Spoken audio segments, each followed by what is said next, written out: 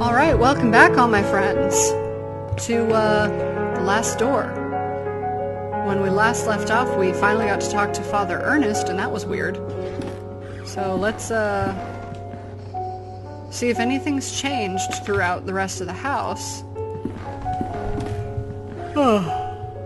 Still don't know how to open this shit. Clearly have to cut it open, I just don't know how.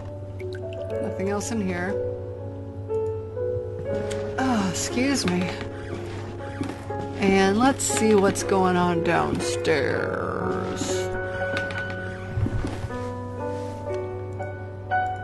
So let's, we'll circle around the entire outside, but for now I'm just gonna look through here. So he's still sad about Juliet. That girl's asleep. That boy's asleep. This person is gone. Let's go over here.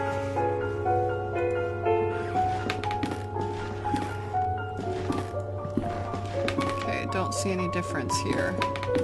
Okay.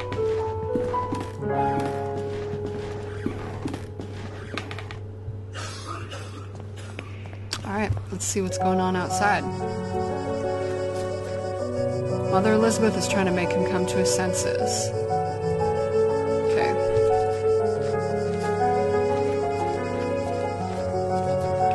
Alright, so let's see if anything's different out here by the water.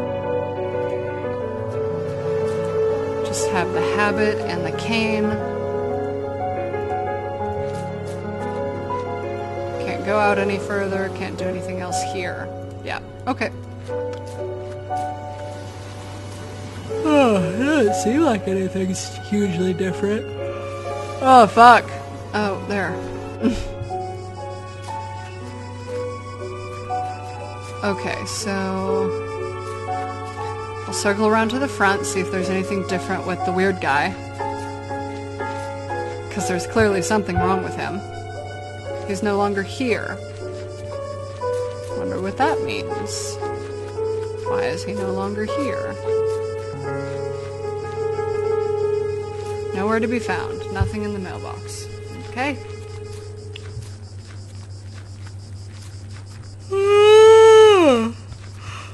Oh, maybe it's time to take a nap. Alright. Did I check upstairs? Yes, I did. I'm gonna go back through in that case, because I haven't found anything else.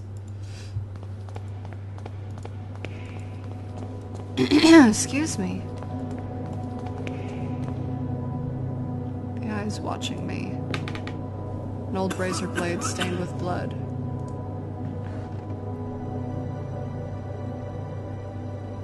Oh, he's blind. He can't hear me.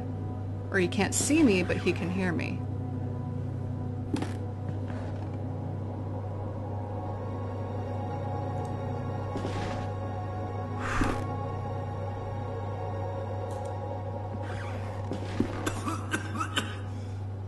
Oh, this is freaking me out. Okay, so I'm just trying to take small steps so he doesn't bother me too much. Because if he hears me too much, he might come after me. So wait for him to kneel. Dear God in heaven, I feel for you. Your light is in my eyes. I will burn them for you. Your eyes are in my soul. I will burn it for you. Your sword is in my hands. I will burn them for you. I hate myself in you. My flame is in your heart. I will burn myself for you. Ooh.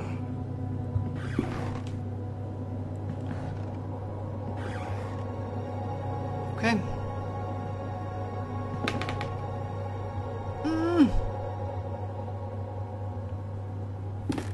I think it's time for me to leave. Alright, I now have a razor blade, which might finally be able to cut open my dormitory. So, I will try that first. Jesus Christ. What a mess. That guy's freaking me out.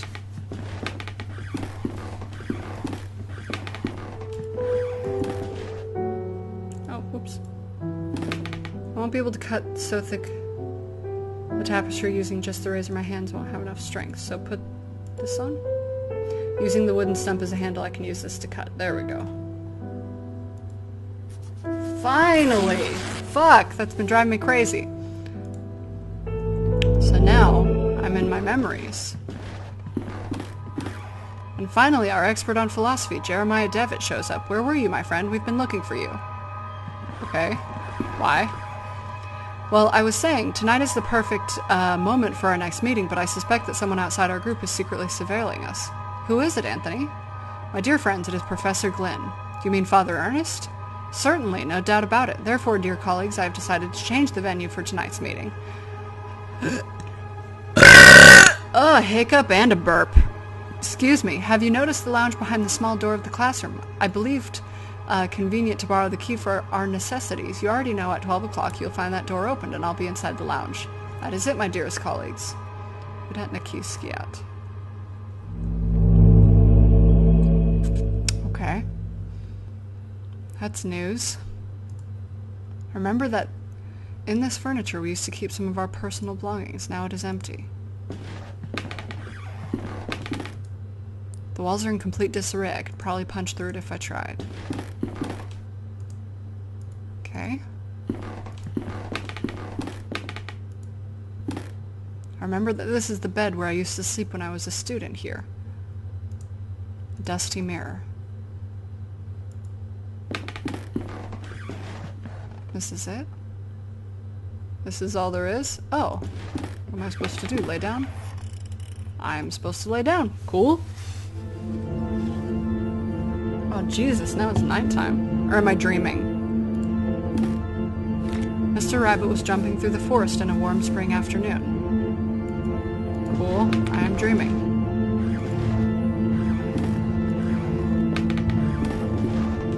When going through a bush, Mr. Rabbit ran into Mr. Wolf, Mr. Vulture, and Mrs. Snake, who were having a heated argument.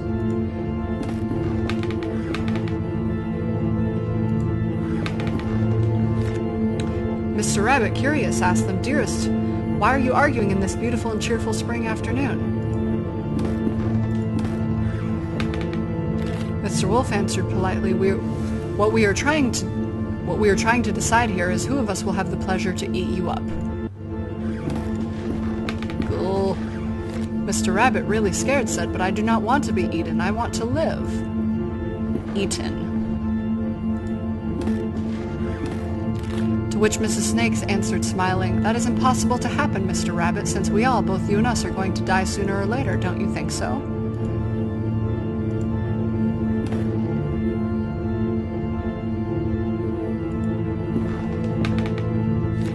Mr. Vulture added, "Mrs. Snake is right. We should stick to the issue at hand. It is getting late, and as you see, we do not agree. Do you want to help us to decide, Mr. Rabbit? Who would you suggest as the one to eat you?" After thinking about it for a while, Mr. Rabbit came up with an idea and carefully said, "I got it. Why not to organize a race? The first who arrives to the forest clearing will have the privilege to eat me. No doubt Mr. Wolf can run at high speed, but Mr. Vulture can go flying and avoid any obstacle. I'm sure that Mrs. Snake knows all the shortcuts within the forest. What do you think?" That's creepy. I don't like all the people in the windows. The three predators agreed that it was fair, so they started the race and they quickly disappeared.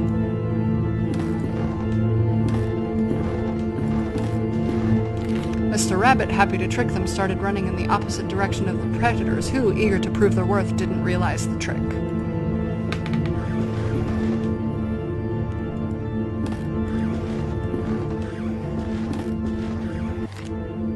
Mr. Rabbit was far away from there, and he finally felt safe, happy and proud of his cunning. But suddenly there was a loud bang. The earth shook, frightened blurs flew,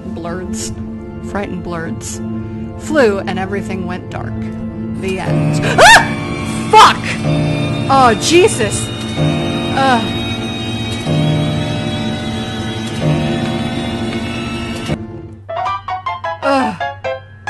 An impossible love.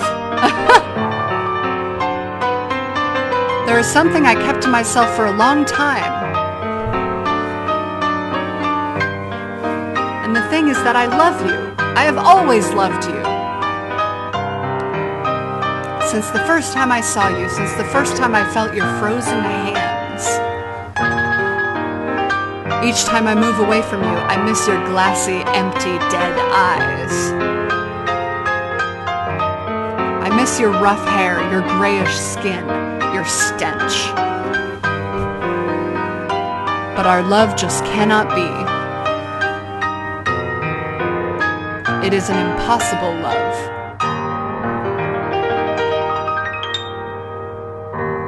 The end. It's creepy as shit. No, not again. How long have I been sleeping? What was that all about? In the nightmare I found a place in my memories. Alright. It said something about the classroom. I'm gonna go see if I can find it. This is very creepy. They've made this music very tense. Should be this way. Come on, this way. Oh, okay.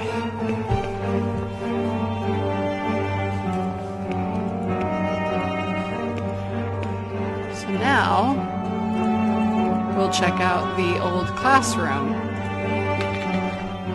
Just keep our textbooks here.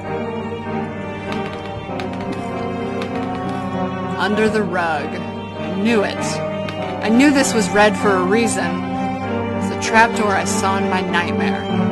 From here sprouts a horrible stench. There is something down there. Oh, wow. Did you see? Did you see? It was just there in front of me. That thing, it was screaming.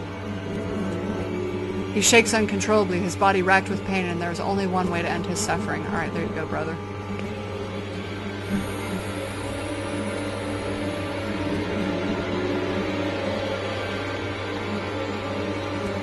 Rest in peace. Oh, merciful. Jesus Christ, stretchers used to carry the corpses here. Who is behind all of this? Oh, he must have been dead at least a week and still bearing an expression of horror. Nothing else over here. Decayed corpse of a young woman. It seems as if she had been devoured by an animal. The walls are splattered with dried blood. Where the fuck does this lead?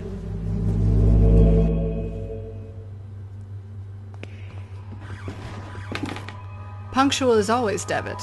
Now all that remains is to introduce our guest. You may come in now, Professor. Father Ernest! Do not worry, my friend. I invited him to join us this evening. The professor genuinely shares our curiosity, and who better to complete our group than one of the most renowned theologists? Moreover, we mustn't ban those who are willing to explore beyond the veil. The moment we have long awaited has now arrived. Please, all of you, take a seat and we shall begin the procedure. Soon shall the door be open, and then we may finally see what lies beyond. Okay, so they're trying to do a seance.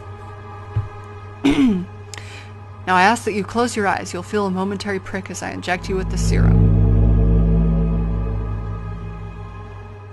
Serum.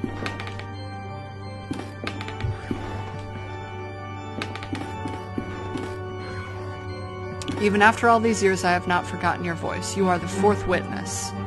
I remember now what happened, what it is that we saw. The eye of the bird, Malum and Say. What happened to us? What is it that we witnessed? You must tell me. You must make me understand what my mind cannot fathom. It was our curiosity that damned us. We opened that which should not be opened. In doing so, we shorn the veil that separated our world from his. In seeking vision, we were ourselves seen by the eye of the bird. It remembers us, it looks for us, it calls us from its dark nest, from its abominable lair. All these years I have attempted to return to it, but I have no strength left. These poor wretched creatures are too fragile. They lack the sight to return. Not one of them has, only us, the four witnesses. Who are the other two? Where are they? They disappeared as you did. I haven't heard from any of you. But I was seized by curiosity. It absconded with my faith and deprived me of sanity. O Lord, forgive me, for I have sinned. Nothing remains. All that is left is surrender to him. Gravely we have sinned, and now our only absolution is to burn in the flames.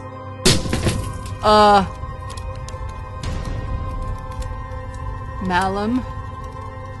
In. Say. Wow.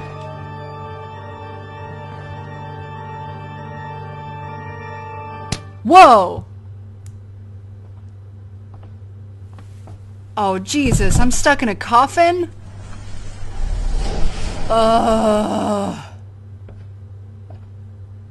Fuck.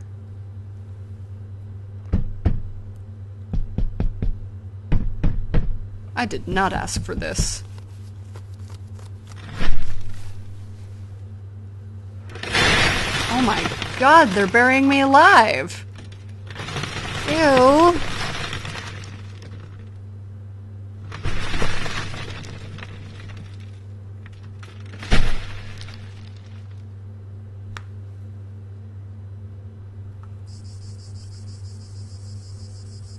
Wow, what a crazy motherfucker.